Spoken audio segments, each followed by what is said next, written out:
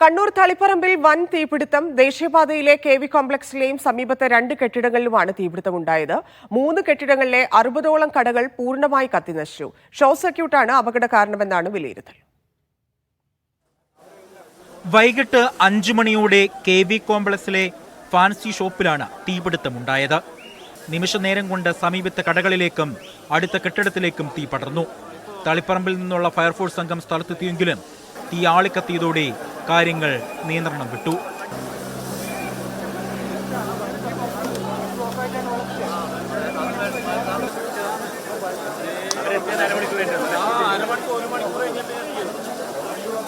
ഒരു മണിക്കൂർ കഴിയുമ്പോഴേക്കും സമീപത്തെ മുഴുവൻ കടകളിലും തീ അമർന്നു കഴിഞ്ഞിരുന്നു.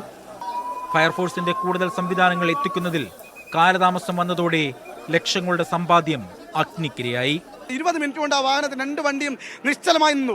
പിന്നീട് ഏകദേശം 1/2 മണിക്കൂറോളം ആ 2 വണ്ടിക്കപ്പുറത്തേക്ക് ഒരു വണ്ടി പോലും. ഇത്രയും വലിയ ദുരന്തം കണ്ണൂർ ജില്ലയിൽ ഒത്ത നടുക്കാണ് തളിപ്പറമ്പ് ടൗണുള്ളത്. ഇത്രയും ഒത്ത നടുക്കല്ല തളിപ്പറമ്പ് ടൗണിൽ ഒരു 10 മിനിറ്റിനപ്പുറം കമ്മീഷണർ ഓഫീസുണ്ട്, അദ്ദേഹം പോലും വന്നിട്ടില്ല. അതിദയനീയമായ ഒരു റെസ്ക്യൂ ആണ് ഈ മേഖലയിൽ നടന്നത്.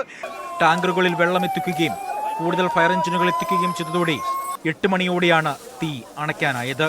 ആദ്യം കത്തിയതൊക്കെ കത്തിപ്പോയെന്നുള്ളതാണ്. ഫസ്റ്റത്തെ അത്രയ്ക്ക് സ്പ്രെഡ് ആയിരുന്നു. ഭയങ്കര പെട്ടെന്ന് കത്തുന്ന വസ്തുക്കളാണ് അകത്തുള്ളത്. അതുകൊണ്ട് തന്നെ വളരെ വേഗത്തിൽ തീ പിടിച്ച് ഉടനെ ഒരു 10-15 മിനിറ്റ് കൊണ്ട് നല്ലോണം സ്പ്രെഡ് ആയിട്ടുണ്ട്. അപ്പോൾ ആ ടൈമിൽ നമുക്ക് ബാക്കി വണ്ടി എത്താനുള്ള ചെറിയൊരു ടൈം ഡിലേ മാത്രമേ വരുന്നുള്ളൂ. കാരണം തളിപ്പറമ്പിൽ 2 വണ്ടി എത്തി, ബാക്കി സ്റ്റേഷനിലേക്ക് ഒരു അരമണിക്കൂറിനും ബാക്കി വണ്ടികൾ എത്തിയിട്ടുണ്ട്. ഷോർട്ട് സർക്യൂട്ടാണ് അപകടത്തിന് വഴിവെച്ചതെന്നാണ് പ്രാഥമിക വിലയിരുത്തൽ.